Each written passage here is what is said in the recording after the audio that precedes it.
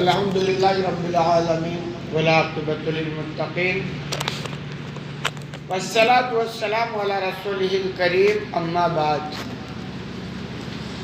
آج کے درس میں پارہ نمبر 16 کا خلاصہ پیش کرنے کی کوشش کی جا رہی ہے۔ اس پارے میں 3 حصے ہیں، یعنی 3 صورتوں پر مشتمل ہیں، کچھ حصے ہیں۔ سورہ کاف کا بقیہ حصہ ہے، سورہ مریم مکمل ہے اس پارے کے اندر، اسی طرح سورہ طٰہٰ مکمل اس پارے کے اندر، 2 صورتیں مکمل ہیں اور سورہ کاف کا بقیہ حصہ ہے۔ سورہ کاف کے بقیہ حصے میں 2 باتیں ہیں۔ نمبر 1، حضرت موسیٰ اور خضر علیہ السلام کا قصہ، جو 15ویں پارے کے آخر میں شروع ہو کر 16ویں پارے کے شروع میں ختم ہو رہا ہے۔ یعنی موسیٰ علیہ السلام اور خضر علیہ السلام کا قصہ بہت مشہور ہے، سورہ کاف جو سمجھ کر پڑھتے ہیں وہ جانتے ہیں۔ دوسرا، ذوالقرنین کا قصہ، ایک بادشاہ ذوالقرنین نام کا گزرا ہے، ان کا واقعہ بھی سورت کے اندر ہے۔ حضرت موسیٰ اور خضر علیہ السلام کا قصہ جو ہے وہ اس طرح ہے، بڑی مفید باتیں غور سے سماعت فرمائیں۔ حضرت موسیٰ علیہ السلام کو جب اللہ کی طرف سے اطلاع ہوئی کہ سمندر کے کنارے ایک ایسے صاحب رہتے ہیں جن کے پاس ایسا علم ہے جو آپ کے پاس نہیں ہے۔ موسیٰ علیہ السلام وقت کے نبی تھے، پیغمبر تھے، اور پیغمبر کے پاس بہت علم ہوتا ہے، لیکن موسیٰ علیہ السلام کو خبر ملی کہ کوئی سمندر کے کنارے ایک ایسے صاحب رہتے ہیں جن کے پاس مجھ سے بھی زیادہ علم ہے، یا جو علم ان کے پاس ہے وہ میرے پاس نہیں ہے۔ موسیٰ علیہ السلام اس علم کی تلاش کی طرف لگ گئی، جستجو لگ گئی حاصل کرنے کی۔ آپ ان کی تلاش میں چل پڑے۔ جب آپ کو پتہ چلا تو آپ کیا ہوئے، گھر سے نکل گئے۔ چلتے چلتے آپ سمندر کے کنارے پہنچ گئے۔ آج والا دور نہیں تھا، پیدل ہی عام طور پر سفر ہوا کرتے تھے۔ پیدل چلتے رہے یہاں تک کہ سمندر کے پاس پہنچ گئے۔ یہاں تک کہ آپ کی ملاقات حضرت خضر علیہ السلام سے ہوئی۔ ملاقات بھی ہو گئی، بہت آسانی سے نہیں ہوئی جیسا آپ سن رہے ہیں آسانی سے۔ دیکھیں، کبھی بھی آدمی کے اندر اگر کسی چیز کی طرف لگن، دلچسپی اور کوشش میں لگ جائے نا، تو ایک نہ ایک دن وہ چیز اس کو حاصل ہو ہی جاتی ہے، اگر حاصل ہونے والی ہو۔ آسانی سے کوئی چیز جلدی اس دنیا کے اندر بھی حاصل نہیں ہوتی ہے۔ تو موسیٰ علیہ السلام کو طلب تھی کہ خضر سے ملاقات ہو، اور چلتے رہے، ملاقات بھی ہو گئی، اور آپ نے ان سے ساتھ رہنے کی اجازت مانگی۔ ساتھ ہی موسیٰ علیہ السلام نے کہا میں آپ کے ساتھ رہنا چاہتا ہوں، چلنا چاہتا ہوں۔ مقصد کیا تھا؟ علم حاصل کرنا، اور علم بغیر صحبت کے بغیر ساتھ رہے حاصل نہیں ہوتی۔ تو کہہ رہے ہیں میں ساتھ میں رہنا چاہتا ہوں۔ انہوں نے شرط کے ساتھ اجازت دے دی۔ خضر علیہ السلام نے کہا ٹھیک ہے رہو، لیکن یہ شرط ہے۔ شرط کیا؟ وہ یہ تھی کہ میں جو کچھ بھی کروں گا اس پر آپ اٹیک نہیں کرو گے، نکیر نہیں کرو گے، اعتراض نہیں کرو گے، یہ شرط ہوگی تب تو ہمارے ساتھ رہو۔ موسیٰ علیہ السلام، کیونکہ خضر علیہ السلام کو پتہ ہے کہ انبیاء کو جو علم ہوتا ہے نا، اس علم کے مطابق اگر کوئی غلط کام ہو تو نبی خاموش نہیں رہ سکتا، یہ انبیاء کی شان ہوتی ہے۔ تو ان کو پتا تھا کہ میں کچھ کروں گا اور نبی کے علم کے مطابق وہ کام غلط ہوگا تو موسیٰ برداشت نہیں کریں گے، اٹیک کریں گے۔ اس لیے پہلے ہی شرط کہ جو میں کچھ کروں گا اس پر تم نکیر نہیں کرو گے۔ موسیٰ علیہ السلام نے کہا ٹھیک ہے، اس میں کیا بات ہے بھائی انبیاء کا معاملہ یہ، مجھ سے زیادہ علم والے کوئی غلط کام تو کریں گے نہیں، اپنے اپنے علم کی بات ہے۔ خضر کا علم الگ ہے، موسیٰ علیہ السلام کا علم الگ ہے، تو موسیٰ علیہ السلام سے اس میں کیا بڑی بات ہے، خاموش رہیں گے، جو کچھ آپ کرو گے دیکھتے رہیں گے۔ اور ان کو پتا ہے کہ بھئی یہ بھی علم والے ہیں تو کوئی غلط کام تھوڑا کریں گے۔ بہرحال معاہدہ ہو گیا۔ کہہ رہے پھر کیا ہوا؟ پھر 3 عجیب واقعات پیش آئے، یعنی سفر شروع ہو گیا دونوں کے ساتھ، 3 بڑے واقعے پیش آئے۔ کیا؟ پہلا واقعہ خضر علیہ السلام نے کشتی کے تختے کو توڑ ڈالا۔ وہ جب سفر جاری ہوا، سمندر پار کرنا ہوا، کشتی کا سہارا لینا پڑا، کشتی میں سوار ہوئے، اور وہ کشتی والا فری پھوکٹ بغیر پیسے کے سوار کیا ان کو، اور کشتی سمندر پار کرا دیا۔ تو خضر علیہ السلام نے کیا کیا؟ کشتی کو توڑ۔ اب ظاہر سی بات ہے، یہ بھائی انسانیت ہی ہے نا، بیچارے نے ہمارے ساتھ کیا بھلائی کی ہے، ہم کیا کر رہے ہیں، بھلائی کا جواب کشتی توڑ کے دے رہے ہیں، تو بظاہر کیا غلط ہو گیا نا۔ تو اب موسیٰ علیہ السلام کہاں خاموش رہنے والے، سوال ہی نہیں ہو سکتا خاموش رہ جائے۔ بہرحال موسیٰ علیہ السلام نے اٹیک کر دیا۔ اسی طرح پھر سفر شروع ہوا۔ پھر ایک واقعہ آیا، کسی بستی یا گاؤں میں گزر، میں مختصر کر رہا ہوں، تو وہاں لوگوں نے شاید کھانا مانگا یا ٹھہرنے کا اصرار کیا، گاؤں والوں نے انکار کر دیا۔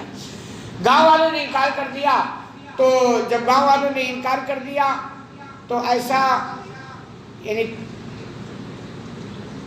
تو کہہ رہے ہیں دوسرا واقعہ جو ہے، یعنی دوسرا واقعہ معصوم بچے والا ہوگا، والا نہیں، معصوم بچے کا قتل کا ہے۔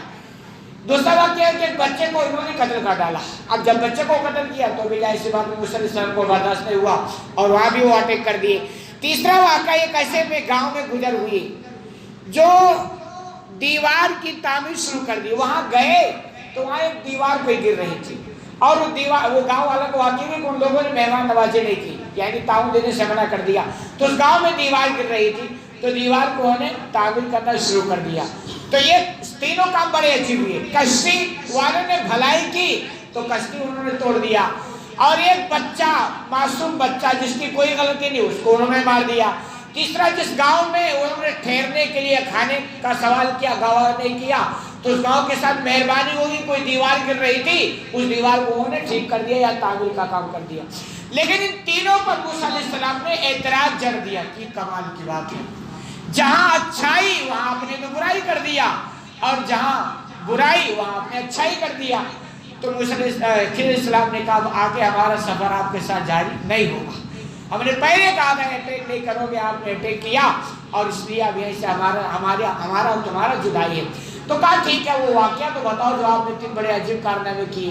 تو انہوں نے بتایا وہ کشتی جو ہم نے توڑا، آگے ظالم بادشاہ ہے اور اس کے چیلے چپاٹے کارندے جب نئی نویلی کشتی دیکھتے ہیں تو وہ چھین لیتے ہیں، میں نے توڑ کر عیبدار کر دیا تاکہ ان کی کشتی کیا ہو جائے، محفوظ ہو جائے۔ دیکھیے بات سمجھ میں آگی نا، بظاہر معاملہ کچھ اور تھا، سمجھ میں معاملہ کچھ اور آیا، لیکن خضر علیہ السلام کا بھی اپنا ایک علم ہے، تو انہوں نے کہا میں نے اسی لیے تھوڑا نقصان کر کے بڑے نقصان سے ان کو بچا لیا، ورنہ ظالم بادشاہ کیا کرے گا، کشتی چھین لے گا۔ گاؤں والوں کا معاملہ ہے کہ گاؤں والوں کے ساتھ وہ جو دیوار تعمیر کیے کہ نالائق تو ہے، میں نے تعمیر اس لیے کی کہ اس دیوار کے نیچے کچھ یتیم غریب بچوں کے خزانے ہیں، اور یہ دیوار ابھی گر جائے گا نا، یہ خزانے لوگ لے لیں گے اور بچے محروم رہ جائیں گے، تو میں نے صحیح کر دیا تاکہ وہ بچے بڑے ہو جائیں اور اس کے بعد وہ خزانے ان کو مل جائیں۔ اسی طرح وہ بچے کو مارنے کا واقعہ ہے کہ یہ بچہ آگے چل کر بڑا نالائق ہوگا، بڑا بدبخت ہوگا، ان کے والدین جو تھے بڑے نیک تھے، یہ آگے چل کے باپ کا نام روشن نہیں کریں گے بلکہ بدنام کریں گے۔ اب چونکہ ان کا علم کچھ اور ہی وسیع ہے نا، تو میں نے ان کو مار دیا تاکہ آگے چل کر جو آفت بلا یا جو بدنامی آنے والی وہ نہ آئے ہو۔ بہرحال اس طرح ایک واقعہ ہوا اور جدائی وہاں سے ہو گئی۔ اسی طرح دوسرا واقعہ ذوالقرنین کا ہے، یہ بڑا زبردست وسائل والا بادشاہ تھا، بڑا قوی پاورفل بادشاہ تھا۔ اس کا گزر ایک ایسی قوم پر ہوا جو دوسری وحشی قوم کے ظلم کا نشانہ بنی ہوئی تھی۔ یہ بادشاہ کا گزر ایسے لوگوں کے پاس ہوا کہ دوسری قوم ان لوگوں پر ظلم کرتی تھی، لوٹ مار مچاتی تھی۔ تو بادشاہ کا گزر ہوا، شکایت ہوئی، جسے قرآن نے یاجوج ماجوج کا نام دیا ہے، یعنی وہ قوم یاجوج ماجوج تھی جو بستی والوں پر لوٹ مار مچا رکھی تھی، تنگ کر رکھے تھے۔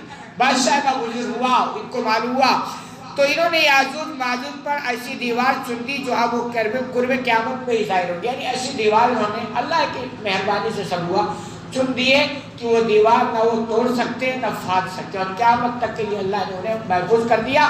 جب اللہ کا حکم ہوگا پھر وہاں سے وہ قوم ظاہر ہوگی، پھر واقعہ پورا سنتے ہیں جانتے ہیں۔ سورہ مریم میں تقریباً 11 انبیاء کرام کا ذکر ہوا ہے۔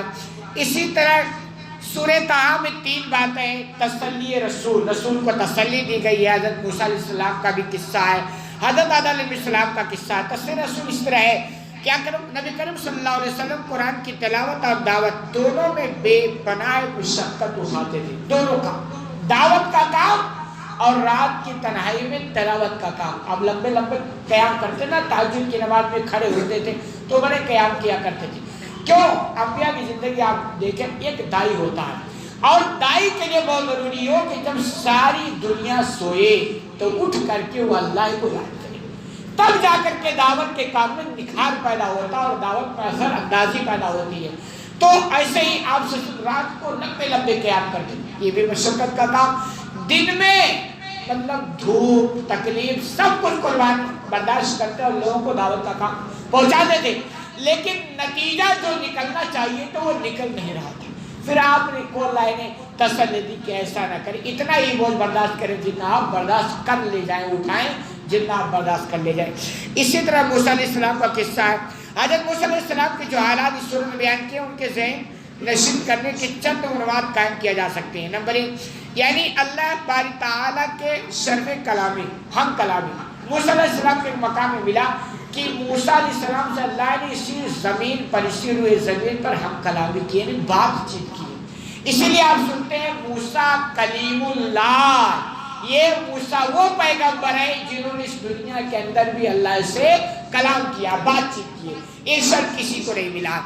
اسی طرح میں دریا میں ڈالا جانا، موسیٰ علیہ السلام کے رجوع بھی ہے کہ فرعون کے ڈر سے جو اس نے اعلان کرایا بچوں کو قتل کرتا تھا، موسیٰ علیہ السلام کی ماں نے بچے کو محفوظ کرنے کے لیے وہ بکس بنوایا، تابوت، اور دریا میں ڈال دیا۔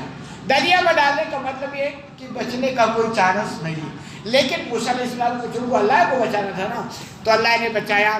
پھر تابوت کا فرعون کو ملنا، پھر وہ تابوت، وہ بچہ وہیں پہنچ گیا تھا جہاں جانے سے ان کو بچانا تھا، یہ بھی اللہ کا کرشمہ تھا۔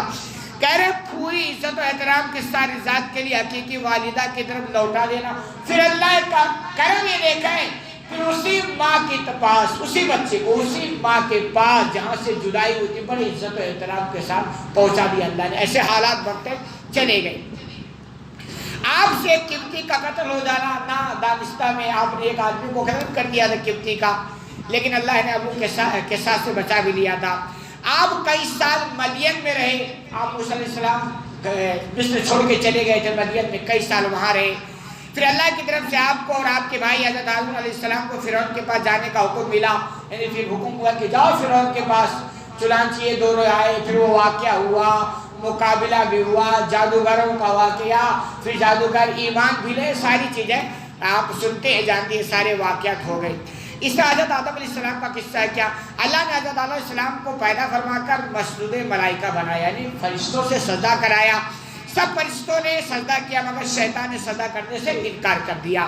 اللہ تعالیٰ نے حضرت آدم علیہ السلام سے فرمایا یہ تمہارا اور تمہاری بیوی کا دشمن ہے، یہ کہا کہ یہ جو سجدہ نہیں کیا نا اس سے ہمیشہ الگ رہنا، یہ تمہارا بھی دشمن ہے اور تمہاری بیوی کا بھی دشمن ہے، کیونکہ تم سبب بن گئے ہو میرے دربار سے دھتکارے جانے کا، اس کا تو یہ تمہارا دشمن۔ اللہ نے آگاہ کر دیا جنت میں رہو، یہاں آرام ہی آرام ہے، نہ تمہیں بھوک لگے گی، نہ پیاس لگے گی، نہ ننگے رہو گے، یعنی کسی چیز کی کوئی تکلیف نہ ہوگی۔ لیکن ابلیس جس کے دل میں حسد چھپی ہوئی تھی وہ بہکانے کے در پہ لگ گیا اور آخرکار بہکا کر ہی چھوڑا۔ پھر اللہ نے اس واقعے کو قرآن کے اندر بیان کر کے پوری انسانیت کو آگاہ کیا ہے کہ سب سے بڑا دشمن تمہارا جو ہے، اصلی دشمن یہ ابلیس شیطان ہے، اور اس سے ہمیشہ ہوشیار رہنا۔ اور اللہ کی اسپیشل مہربانی کہ اللہ نے آگاہ بھی کر دیا کہ شیطان کیسے کیسے تم کو گمراہ کرتا ہے، بہکاتا اور بہکا کے ساری چیزوں سے اللہ نے اپنی مہربانی سے ہم کو آگاہ کیا۔ اللہ رب العالمین سے دعا ہے کہ الہ العالمین تمہیں کم اس میں زیادہ عمل کرنے کی توفیق عطا فرما، آمین۔